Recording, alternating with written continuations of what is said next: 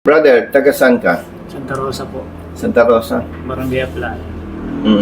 Ano ka, rider, driver o ano? Rider po. Taga-deliver po ng gamot sa Metro Drug, Makablig. Metro Drug. Nabanggit ng staff ko na aksidente ka. Opo, na-aksidente po ako oras po ng trabaho ng pagdi-deliver ko po ng gamot. Doon po sa Mayman Plaza, sa tapat na Unilam.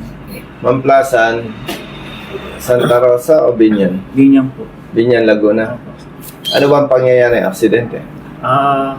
May sinusundan po ako motor, tapos may nag-U-turn po truck sa unahan po namin.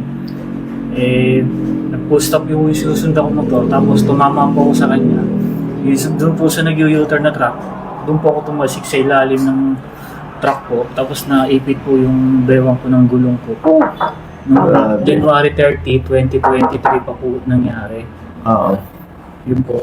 Tapos na-combine po ako ng mga wala po isang linggo sa petrol po. Napumilit na po ako lumabas nung nalaman ko na Ito malaki ng bill. Ito wala namang may gusto na aksidente. No? Walang may gusto na aksidente. Pero umpisa pa lang ng kwento mo, sa iyo ang problema. Anong oras ba nangyari ang aksidente? Umaga po, oras po ng trabaho. Mga anong oras? Mga 9 po kung hindi po ako nagkakamali. Kasi, malinaw na malinaw Ang laki ng truck Pagka may nakita kayo, brother, na truck o ano man sasakyan, maobserbahan mo yun yung galaw. Yung truck naman, hindi naman yung U-turn na ang laki nun Ang isang nakita kong problema sa'yo, bagamat hindi kita sinuhusgahan, yung bilis mo, hindi tugma sa sitwasyon. Kasi kung pag may nakita ka sa sasakyan, truck, o parang nakatigil, okay? Slow down ka. Observe. Kaya nakikita ko, brother, si tatay mo, hindi akma yung speed niya doon sa sitwasyon. Kaya nung mag-U-turn yung truck, yung sinusundan mong motor, tumigil. Nabangga mo, tumapon ka. Kaya nagulungan ka ng truck. Ina-explain ko lang to, hindi para husgahan ka. Kasi aksidente yan Hindi mo gusto. Pero kung titingnan mo, yung pagkakamali, pagkukulang, nasa parte mo. Ngayon, may tanong ako sa'yo. Ano ang sabi ng trucking company? Wala po, hindi po kami nakapag-file ng demanda po. Wala po kaming nahinging tulong po sana sa kanila. Okay. Kailan nangyari ang aksidente? January 30, 2023 pa po. Matagal na, no? Kasi sa sitwasyon na ganon, hindi tayo pwedeng, kung dumulog ka sa akin nun, hindi ko rin ipapayo sa'yo magdemanda. Kasi matatalo din lang Kung dumulog ka sa akin nun, ang pwede lang natin gawin, hingin tayo ng tulong sa company. Katulad kahapon, may pumunta dito, mag-ina. Yung truck, nakatigil na may placer. Yung rider, dire-diretso, syempre, kaya nga na-aksidente. Pumasok sa linya yung truck. Nasabitan niya. May fracture siya dito, tapos sugatan. Kaya pumunta dito, nagtatanong kung pwedeng i-demanda yung sa truck, sa parte ng truck. Sabi ko, huwag na mag-demanda kasi ang dulo, talo. Ang tama, makikiusap na lang, hingi ng tulong. Kaya kapareho nun sa'yo. Okay. Ang tanong ko sa'yo, yung bang company mo na pinagtatrabaho mo, regular ka doon? Third party lang po kasi kami ko. Okay, sige. Third party. Parang ito, di ba delivery? Opo. Okay, delivery. Kung ako yung nagpapa-deliver ng items, Yung gamot, no? Mhm. Meron kang company na nakatransact sa akin, ano? Opo. No? Opo. Parang service provider. Opo. So, doon sa company mo, kung saan ka nagtatrabaho, anong sabi? Nagbigay lang po sila ng konting tulong nung ako yung mga ospital. Yung parang donation lang po. Tapos yung inaano ko po sana, yung sa insurance na binayaran po namin in case na may mangyari po sa amin sa kalsada. Sa insurance? O sana po makuha ko po sana yung hindi naman po ko nanging sobra, yung sapat lang po para Hindi, sa tama ka patient. naman. Ngayon, kanina, yung anak mo may binabanggit na gustong magpaliwanag. Ano yun sinasabi mo? Bali, ayun po kasi, ang nangyari po sa kanya, sir, yung nung sa accident po, na pumutok po yun sa pantog niya, tsaka bali po yung pelvic bone. Yun po, bali naipagtanong-tanong ko rin po sa mga attorney. Tinatanong ko po kasi yung tama, kung ano po yung pwede naming makakuhang tulong. Pero sa sabi po ng PAW, kami po yung mali, kaya ang inaasahan ko na lang po sana, yung Sinabi rin ng PAW, no? Yes po, sir. So, pareho kami ng PAW. Hindi na kailangang parating sa korte kasi hindi mananalo. Tama? Yes po. Bali yung sa insurance na lang po niya. Kasi yung nangyari po sa kanya na naka-confine po siya. Ano po siya na parang 50-50 na po. Kaya ang rescue po, dinala po siya sa medyo... Hindi, okay na yun. Po. Saan hospital ka dinala? Sa perpetual po. Perpetual. Binyan. Magkano ang bill?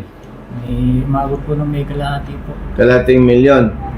Paano ka nakalabas? Nag-promissory note po. Tapos yung mga nagbigay-bigay. Magkano na ang nabayaran sa bill? Sa bill bali, ang natira po 100. Kung ikaw ay tatay niya, ilan ang anak mo? Dalawa po. Napatigil na nga po to ko. Ano ba ang course mo? Dapat nga, pulis na to. Dok. Criminology po. Third year criminology. May pulis na nga sa Tumayo ka nga. Anong height mo? 5'7", 5'6" po. 5'6". Isisingit ko lang, no? Kaya ka nagki-criminology, gusto mong magpulis. Tama ba ako? Ang sa akin po kasi nung bata. Hindi, diretsahan tayo. Plano mong magpulis?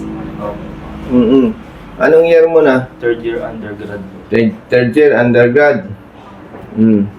Bulakbol ka ba? Hindi. Hindi po sir. Pero nung ako po, nung kabataan po, natuto naman po ako. Hindi ko na po dinala hanggang po. Dati kang bad boy na naging good boy. Tama? Parang gano'n po. Mabuti yung gayon. Ito isingit ko lang yung issue niya.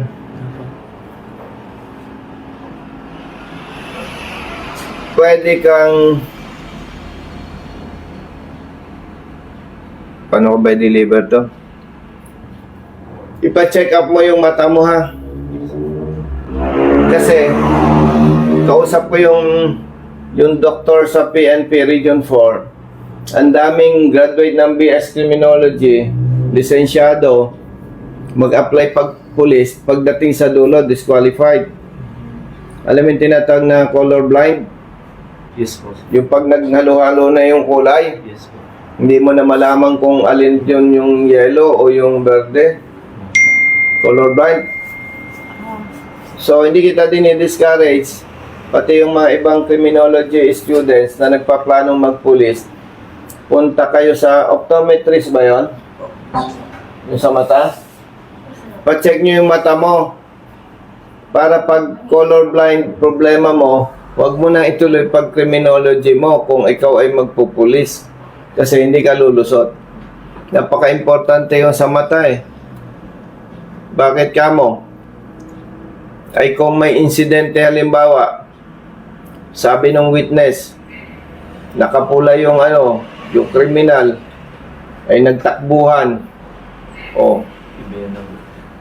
ay may baril, may binaril ka mo halimbawa, nakita mo, binaril mo, naka-orange pa rin, hindi naman nakapula.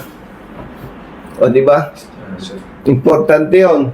O kaya pagdating sa korte, testimony, nasaksihan mo ba ang pagbaril? Opo, anong kulay ng damit? Pula po. Eh, may naipakita na hindi naman pala po. Mahalaga yan eh. So, ito, isingit ko lang kasi importante. Nagsisikap ka ng pag-aral, papakahirap ang parents mo, tapos baka sa dulo, matulad ka sa iba. Pa-check mo yung mata mo. Pangalawa, yung ano mo, yung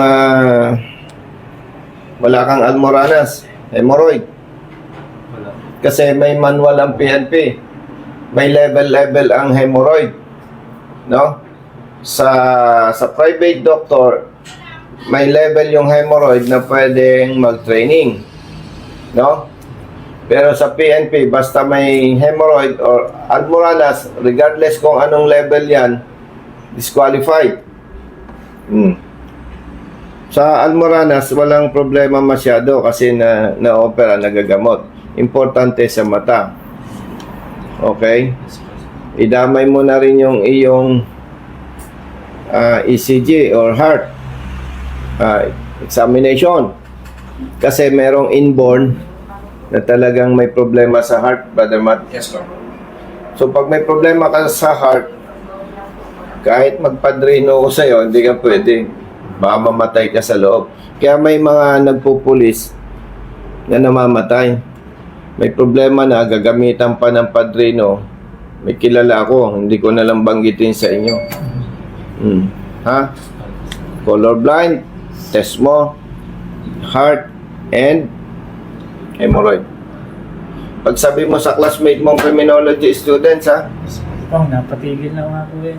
Dahil lang Hindi, ang inaano ko nga, bata pa naman makakapagpatuloy pa.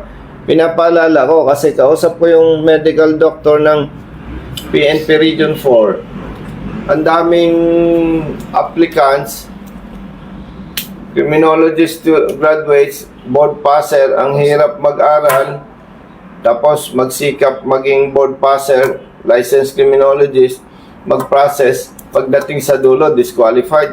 Gaano naman kasakit sa bata yon, nangangarap maging pulis, pati sa parents. Di ba?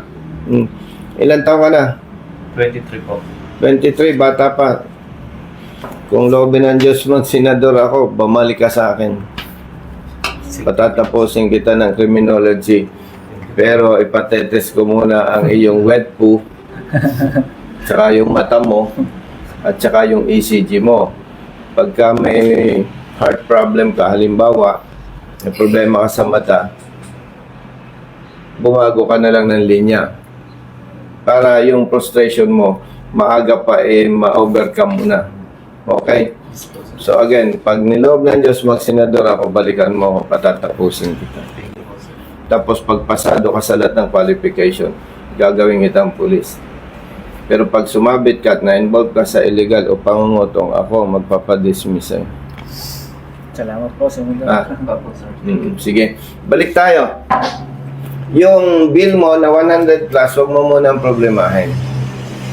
No? Palagay ko may tutulong ako sa'yo. Ang misis mo may hanap buhay.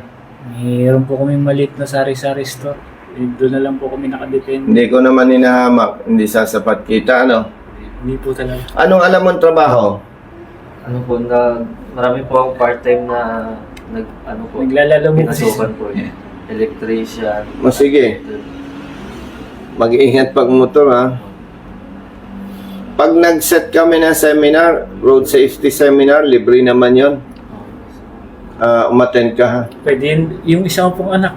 Rider din Sige. po. Pwede po isama natin. Babalik kami sa seminar, may mga nakikiusap. Itong month of February, Brother Jerry, Pangasinan tayo. May nakiusap. Matagal na yon, classmate ko. Nakikiusap magpa-seminar. Siyempre, in-accept ko yung request niya. Parang nahiya naman ako na in-accept ko tapos hindi ko itutuloy. No? Titingnan ko kung ano. Sige. So, kaya ka pumunta dito sa insurance claim. Opo. Okay. May kopya ka ng insurance, siyempre, tama. Insurance saan yan? Sa kumpanya po na Mayroon kang meron po, kaya lang ebidensya? Soft copy lang. meron po sa Soft copy? cellphone lang. Ganito, brother, ha? tapusin na kita para mapag-usapan yung problema ni Kuya. Gumawa ka ng simpleng sulat sa akin. Alam ko yung problema mo eh. Pero kaya kita pinapasulat para magkaroon ako ng kapangyarihan na makialam sa problema mo.